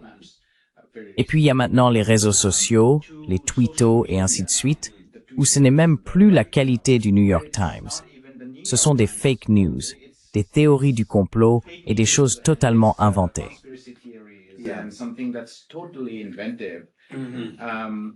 And it seems to me that Et il me semble, peut-être que je ressens cela plus fortement en venant d'Inde, que la montée du nationalisme hindou a conduit à une réécriture complète de l'histoire, devenue un produit de l'imagination au service d'un projet politique. En tant qu'historien universitaire, vous sentez-vous impuissant? Êtes-vous indifférent à ce qui se passe dans le monde en général? Ou y a-t-il encore quelque chose qui vous donne de l'espoir, qui vous fait penser que vous pouvez jouer un rôle en tant qu'historien universitaire, au-delà de la recherche ou de l'enseignement dans une université prestigieuse?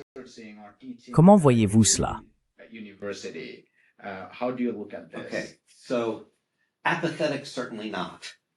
D'accord. You can ask my Donc wife apathique, what happens to certainement blood pas. pressure as I Vous pouvez demander à ma femme ce qui arrive à ma tension artérielle quand je lis ou entends les actualités la plupart des jours. But I Désespéré parfois. Mais je pense que l'une des choses que nous devons faire, non pas parce que nous, universitaires, allons montrer la voie vers quelque chose de meilleur, mais parce que nous devons faire partie d'un ensemble plus large de mouvements vers quelque chose de meilleur. C'est que nous devons défendre ce qui se rapproche le plus de la vérité que nous pouvons discerner. Et donc le fait que quelqu'un ait tout simplement tort n'est pas une raison d'abandonner l'idée d'agir correctement. C'est probablement une raison de consacrer au moins une partie de votre temps à écrire des choses qui n'ont pas 800 notes de bas de page et qui ont plus de chances d'atteindre des personnes qui ne sont pas actuellement inscrites à vos cours et qui, par conséquent, ne sont pas obligées de lire ce que vous leur demandez de lire.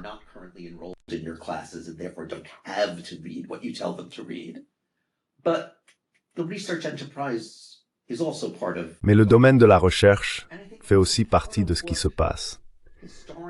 Et je pense que une partie de ce que les historiens en particulier doivent faire, c'est d'être attentifs au fait que les personnes avec lesquelles nous essayons de communiquer, que ce soit nos étudiants, dans une certaine mesure nos collègues ou le grand public, ne sont pas des tabula rasa. Je pense qu'il y a cette mauvaise tendance que beaucoup d'entre nous ont à dire « Oh, mon public », qu'il s'agisse d'étudiants de premier cycle, du grand public ou de qui que ce soit, ne sait rien à ce sujet. Donc je peux simplement arriver et c'est comme un champ vierge et je vais poser une couche de vérité comme une route droite à travers le. En réalité, peu importe à qui vous vous adressez, ils savent déjà quelque chose sur le sujet dont vous parlez.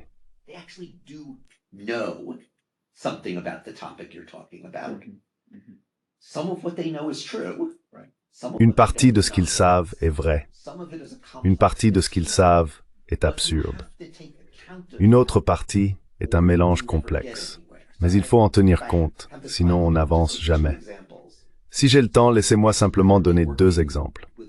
Je travaille actuellement avec un ami à moi. Nous coécrivons un manuel d'histoire mondiale destiné aux cours universitaires d'introduction. Lorsque nous avons commencé à travailler dessus, l'une des choses que j'ai faites a été de regarder des cartes du monde destinées aux enfants. Des puzzles en forme de cartes, des cartes conçues pour être accrochées dans des classes de maternelle et particulièrement colorées, etc.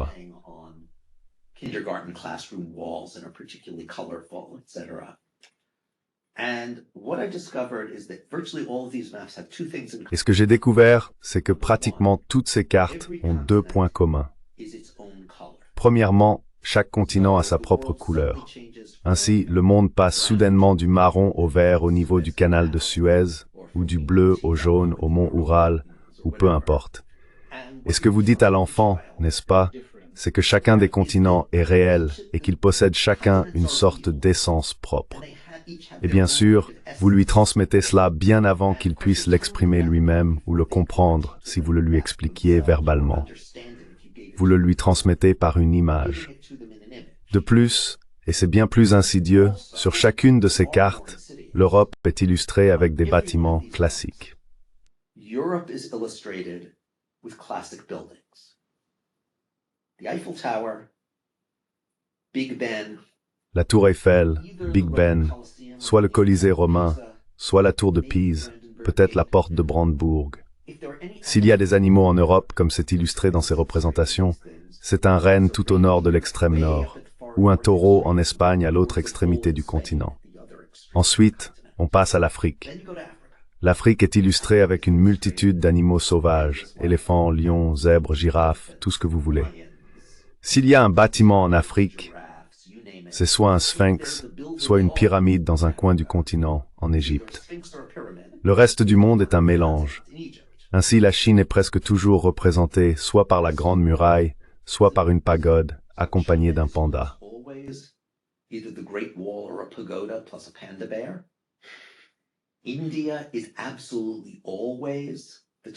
L'Inde, c'est absolument toujours le Taj Mahal et un éléphant, comme s'il n'y avait qu'un seul bâtiment en Inde.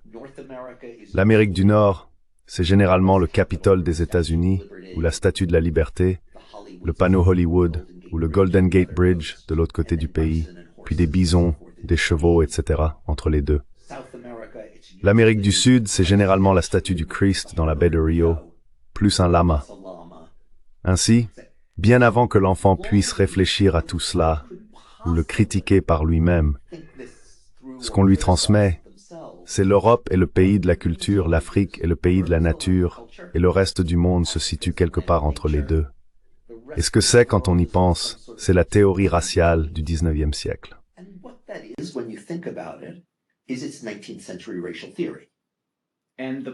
Et les personnes qui le font n'en sont pas forcément conscientes. Oh, absolument pas. Elles ne sont pas nécessairement racistes.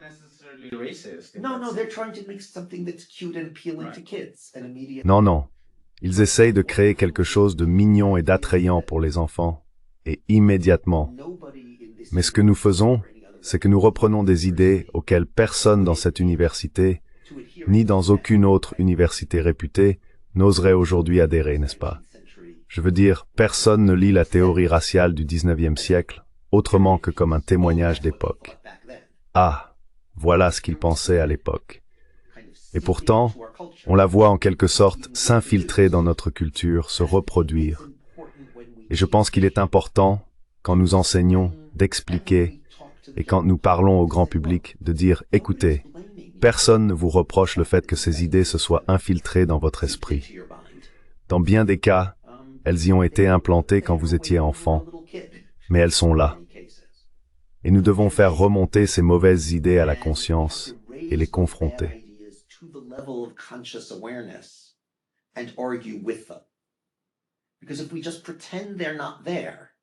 Parce que si nous faisons simplement semblant qu'elles n'existent pas, alors les gens nous écouteront pendant 1 heure ou pendant un semestre, et à la fin du semestre, ils oublieront notre cours, et le soi-disant bon sens reprendra sa place. Et soit ils oublient ce que nous avons dit, soit ils deviennent cyniques à ce sujet et disent « Oui, quand j'étais dans le cours du professeur X, je devais répéter ces trucs sur machin, machin, machin. » Mais le bon sens, les gens raisonnables savent autre chose, n'est-ce pas? Et c'est en partie ce qui explique l'hostilité envers l'expertise académique que l'on observe chez des gens comme les partisans de Trump. C'est notre incapacité à admettre qu'il existe des idées qui ne peuvent pas être ignorées. Il faut les confronter. Et je dirais que dans la plupart des cas, il faut les déloger parce qu'elles sont fausses. Mais la première étape, c'est de reconnaître qu'elles existent.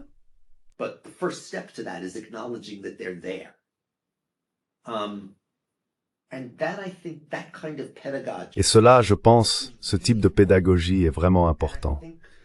Et je pense que, vous savez, ce ne sera pas facile, surtout à l'ère des réseaux sociaux. Mais je crois que c'est plus important que jamais. Si je pouvais donner un autre exemple, qui est bien plus subtil que celui des cartes pour les petits-enfants. J'ai un jour donné une conférence à... En fait, c'était un groupe de banquiers qui m'avait demandé de parler du nationalisme chinois. Et donc, ce sont des banquiers américains. Et vous savez, ce sont évidemment des gens bien éduqués, etc., etc. Ils sont sophistiqués. Je suppose qu'ils lisent le Times, le Journal ou le Financial Times ou quelque chose du genre. Vous savez, ils ne se fient pas à Fox News. Bref, je parlais du nationalisme chinois et de certaines des façons dont il se reproduit.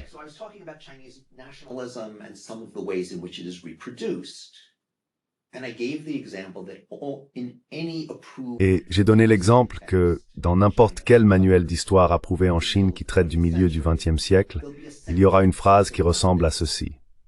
Elle dira « Le 2 septembre 1945, La lutte héroïque du peuple chinois contre l'impérialisme japonais s'est terminée par un triomphe. Et le problème avec cette phrase, ce n'est pas qu'elle soit fausse, car c'est vrai. Le 2 septembre, la lutte du peuple chinois contre l'impérialisme japonais s'est effectivement achevée avec succès. Le problème, bien sûr, c'est qu'elle ignore le fait qu'une grande raison pour laquelle la lutte du peuple chinois s'est terminée avec succès, c'est que les États-Unis avaient pulvérisé la marine japonaise, bombardé les îles principales du Japon, etc., etc. Ensuite, l'Union soviétique avait envahi la Mandchourie. Vous savez, sans alliés, cela ne serait jamais arrivé. Without allies, it never would have happened.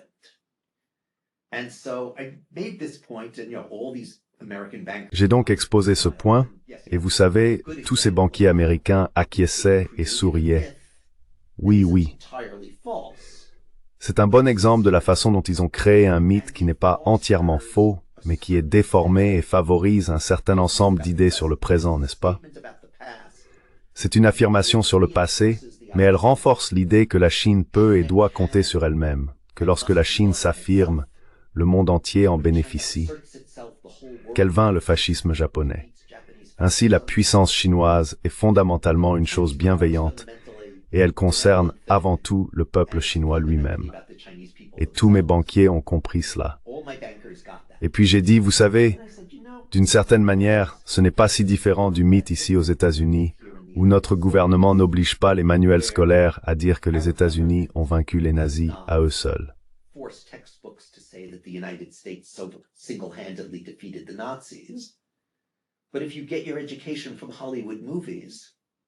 Mais si vous tirez votre éducation des films hollywoodiens, vous auriez tendance à le croire, que ce sont les Américains, avec peut-être 1 ou 2 Britanniques courageux, qui vainquent ce mal suprême. Pas d'armée rouge, c'est exact. Alors que nous savons tous que la grande majorité des pertes soviétiques ont en réalité été infligées sur le front de l'Est. Et tout à coup, ces banquiers ont commencé à se tortiller maladroitement sur leur siège, parce qu'ils savaient que j'avais en quelque sorte raison. Mais en même temps, ils savaient aussi que le bon sens veut que l'Amérique ait sauvé le monde.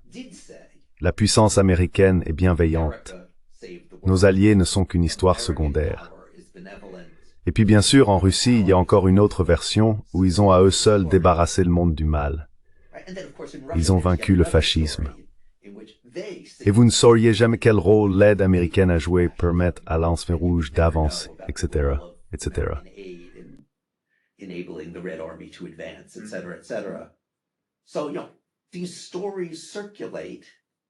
Donc vous savez, ces histoires circulent, et au moins les personnes instruites savent un peu mieux, non? Les Chinois instruits savent que les États-Unis ont joué un rôle énorme dans la défaite du Japon. Les Américains instruits savent que l'armée rouge a été absolument centrale dans la défaite des nazis. Mais le bon sens avec lequel nous vivons au quotidien ne le reconnaît pas. Et encore une fois, je pense qu'une partie du travail de l'histoire consiste à confronter ce bon sens et à montrer là où il est idéologique. Bien sûr, tout le bon sens n'est pas idéologique. Une partie est raisonnable, mais il y en a une grande partie qui ne l'est pas. Et c'est dangereux. Et je ne sais pas si le fait que les historiens s'y opposent consciemment suffira à l'atténuer, mais je sais que si nous essayons pas, nous n'y arriverons certainement pas. Voilà donc où j'en suis, en tant qu'historien, dans ma réflexion sur l'engagement avec le public.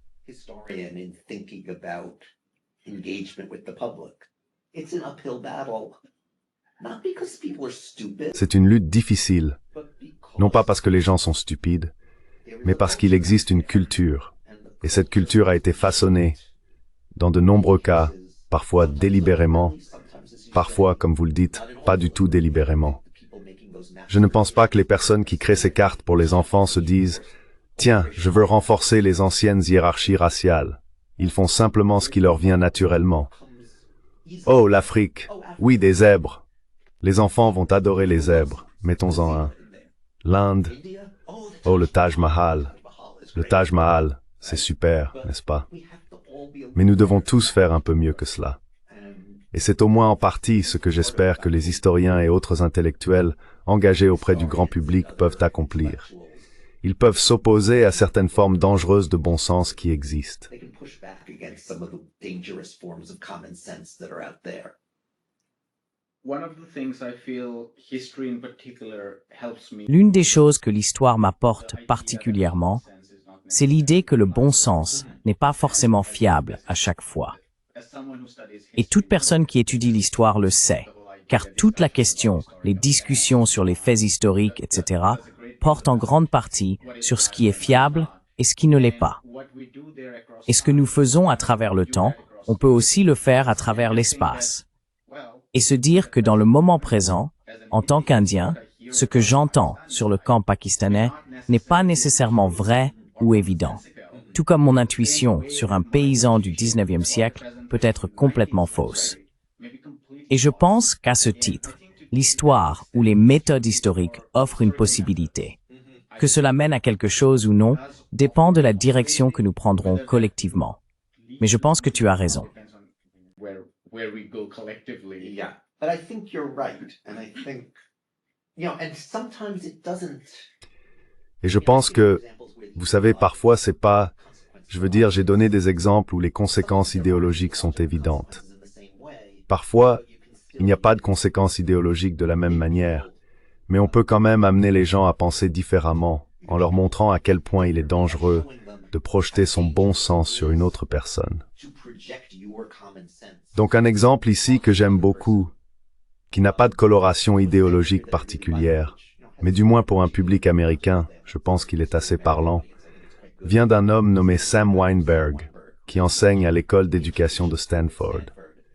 Il raconte l'histoire d'une visite dans une classe de lycée, je crois à Boston, même si je peux me tromper, mais c'était une assez bonne école.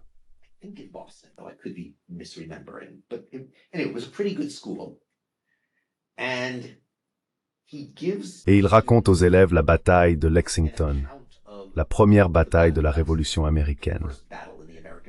Et ce qui devient très clair si l'on lit correctement le récit de l'époque, c'est que les colons étaient ridiculement désavantagés en termes d'armement, d'organisation, etc., et qu'il s'agissait en réalité moins d'une bataille que d'un massacre. Les soldats britanniques, et l'un des très bons élèves de la classe, a été l'un des premiers à lire le texte et à s'en rendre compte en disant « On nous dit toujours que c'est la bataille de Lexington, mais bon sang, ça semble vraiment déséquilibré. Regardez les énormes avantages des Britanniques. » Ensuite, dans la deuxième partie de l'exercice, l'enseignant, ou peut-être Weinberg lui-même, je ne suis pas sûr, a demandé aux élèves de dessiner ce qu'ils pensaient que la bataille avait été.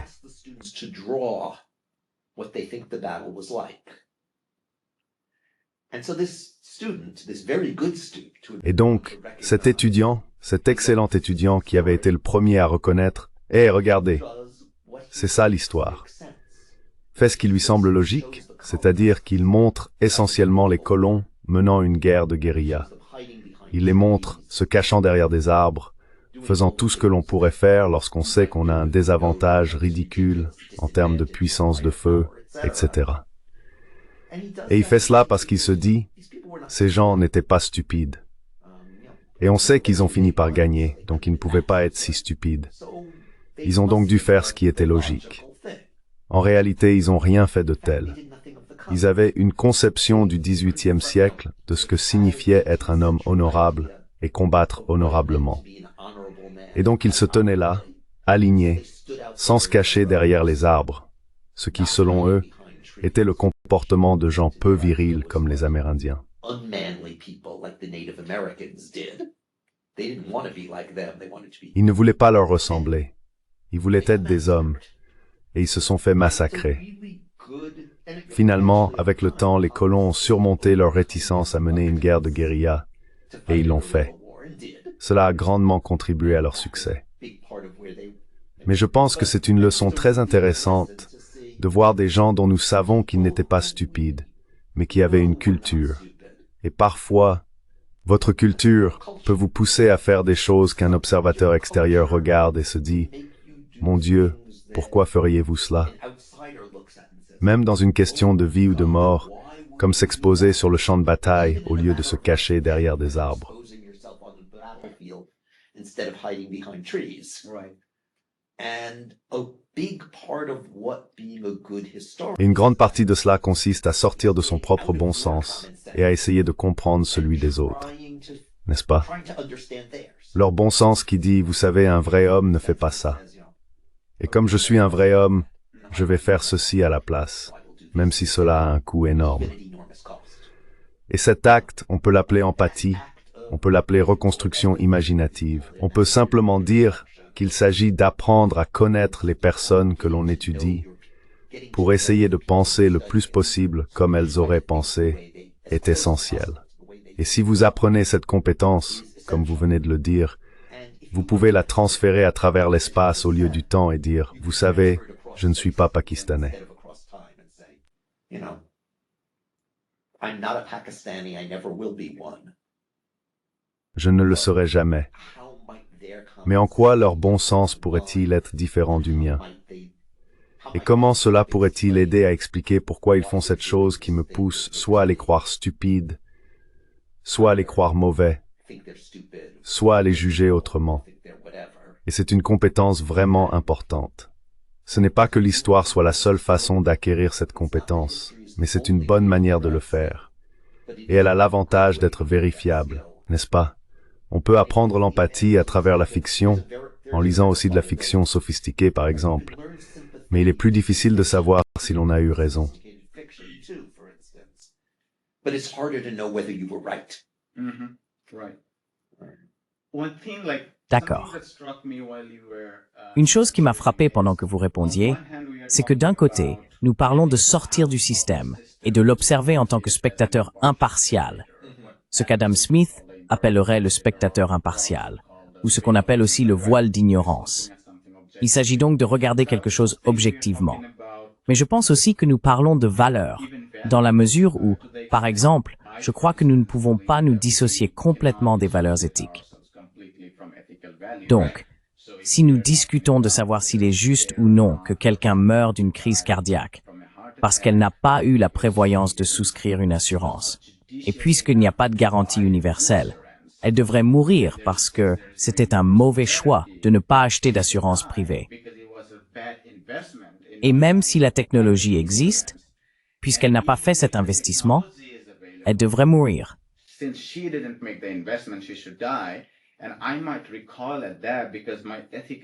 je pourrais m'en offusquer parce que mes valeurs éthiques ne sont pas cohérentes. Et je pense que l'histoire, au-delà de l'aspect objectif, est aussi un meilleur outil pour rechercher quelles valeurs éthiques sont les meilleures. Par exemple, j'ai lu très tôt dans ma vie, pas très tôt, mais il y a peut-être 15 ans, 10 jours qui ébranlèrent le monde, de John Reed. Et bien sûr, il y avait des idéalisations des bolcheviks, etc.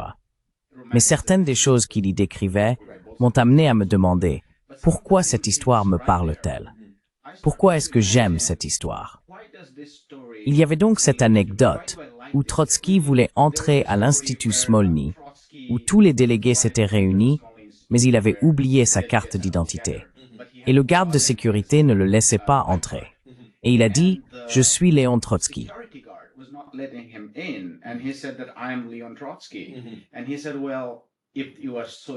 Et il a dit « Eh bien, si vous êtes si important, vous devriez faire plus attention à ne pas oublier votre carte d'identité. » Et ce que Reed voulait dire, c'est que ce moment représente un exemple remarquable de quelque chose de plus démocratique et égalitaire dans une société russe traditionnelle, ce qui n'avait jusque-là jamais existé. Et j'ai ressenti que c'était une valeur que j'aimerais voir autour de moi. Et puis il y a les histoires de mon propre peuple, que je considérais comme les miennes, qui sont odieuses et désagréables. Et alors, on remet en question les valeurs et les présupposés, même là. Donc ce que je veux dire, c'est que l'histoire n'est pas seulement un bon moyen d'être objectif ou d'apprendre à l'être, mais aussi de rechercher quelles valeurs éthiques pourraient probablement rendre le monde meilleur si nous sommes suffisamment attentifs. Oui, je pense qu'elle a certainement un rôle à jouer à cet égard, n'est-ce pas? I think it certainly has a role in that, right? It can't do the job by itself. Il ne peut pas faire le travail tout seul, n'est-ce pas? Je veux dire, je dirais que 99% d'entre nous, J'espère, si nous lisions un récit de la traite des esclaves, nous serions révoltés. Mais l'histoire à elle seule ne peut pas rendre une personne qui, pour une raison ou une autre, n'est pas révoltée par cela. Elle ne peut pas la rendre révoltée. Donc l'histoire seule, c'est l'argument classique de David Hume, n'est-ce pas? On ne peut pas déduire un devoir-être d'un être. Mais oui, je pense que l'histoire, précisément parce qu'elle vous oblige à voir les moments où des personnes sont victimes de forces qui les dépassent, ce qui devrait certainement susciter votre sympathie, et je pense que c'est le cas pour la plupart des gens.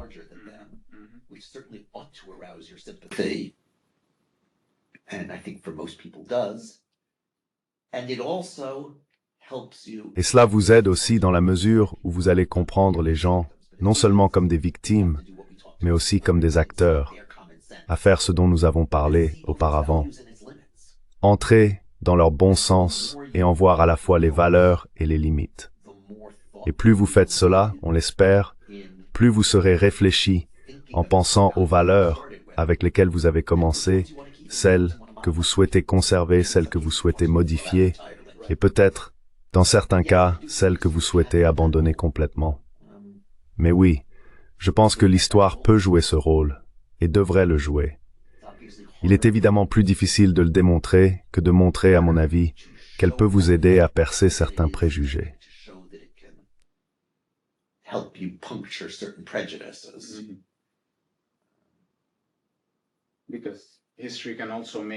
Parce que l'histoire peut aussi nous rendre très émotifs de l'autre côté, et elle peut nous rendre très vindicatifs et animés par la vengeance. Il y a donc toujours un terrain glissant à ce sujet. Nous allons nous arrêter là, professeur Pomerance. C'était également très intéressant, et ce fut un plaisir de vous avoir parmi nous. Merci beaucoup. Ce fut un réel plaisir de discuter avec vous. Bonne chance. Très bien.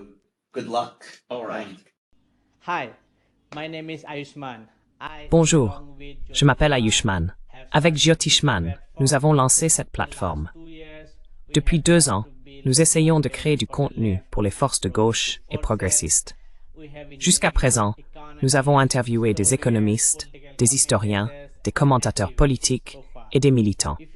Si vous avez apprécié notre contenu jusqu'à présent et souhaitez que nous construisions une archive pour la gauche, j'ai 2 demandes à vous faire. Merci d'envisager de faire un don pour soutenir la cause. Le lien se trouve dans la description ci-dessous. Si vous ne pouvez pas le faire, ne vous en faites pas. Vous pouvez toujours aimer nos vidéos et les partager avec vos camarades. Enfin, n'oubliez pas d'appuyer sur le bouton d'abonnement. Don't forget to hit the subscribe button.